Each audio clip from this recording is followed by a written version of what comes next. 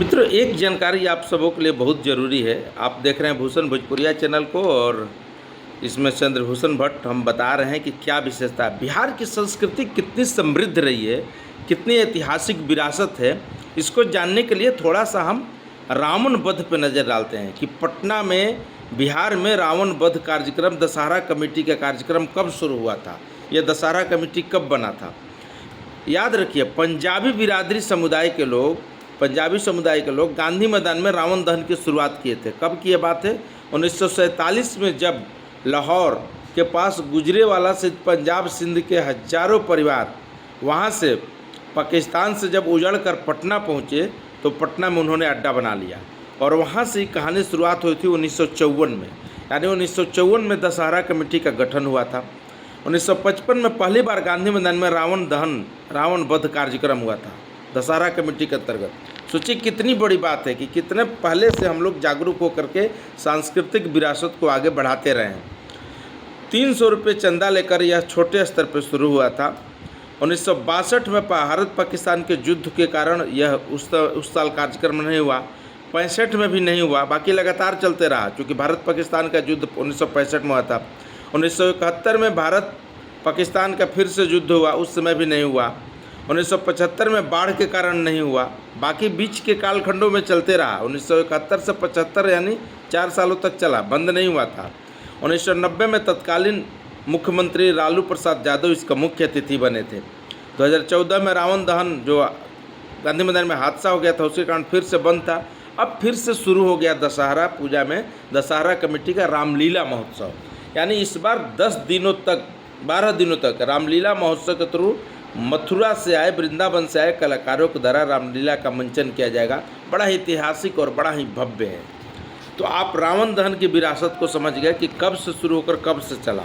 एक ही व्यक्ति थे जो इसमें चंदा देते थे, बैजनाथ आयुर्वेद जो भवन आज भी है पटना में, वो इसका खर्च उठाता था।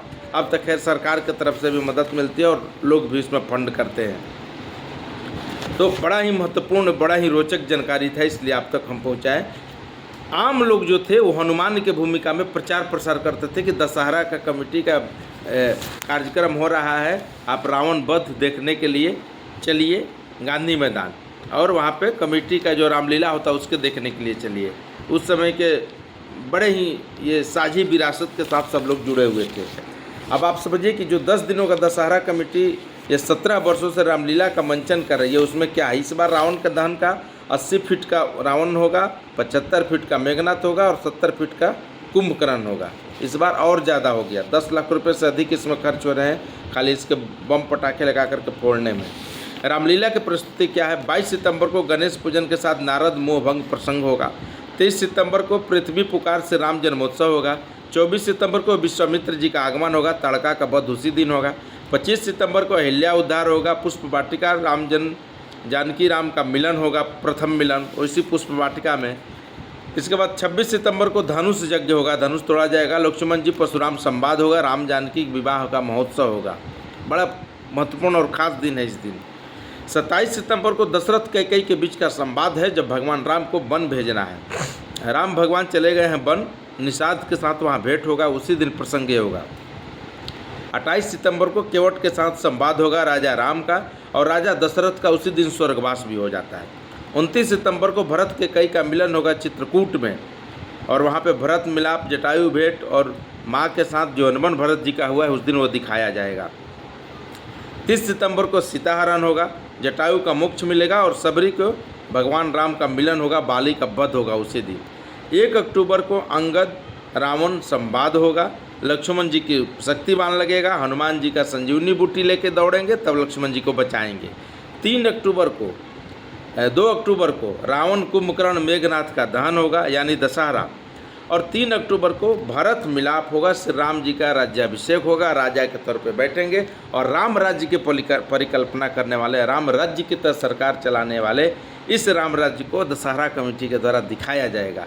तो ये बड़ा ही महत्वपूर्ण आयोजन है, इस बार खास है पटना वासियों के लिए, बिहार वासियों के लिए। जो लोग पटना में रहते हैं लगभग लाखों परिवार हैं, तो वो इसका आनंद लेंगे। गांधी मैदान में ये सब कार्यक्रम होगा, खुला एंट्री है, कोई शुल्क नहीं है।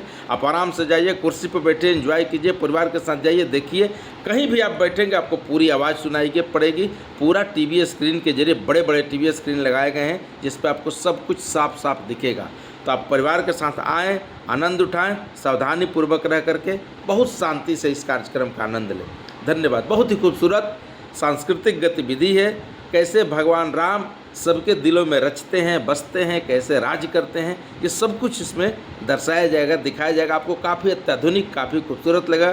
तो दशहरा में कहीं नहीं जाएं, अपने पटना में रहकर प्लान बनाएं। जिसको बाहर जाना है वो घूम जाए, आनंद कीजिए। धन्यवाद। रउआ सब देखते रहिए भूषण भोजपुरिया के काफ़ी महत्वपूर्ण जानकारी जो रउआ सब तक पहुँचे ही नहीं।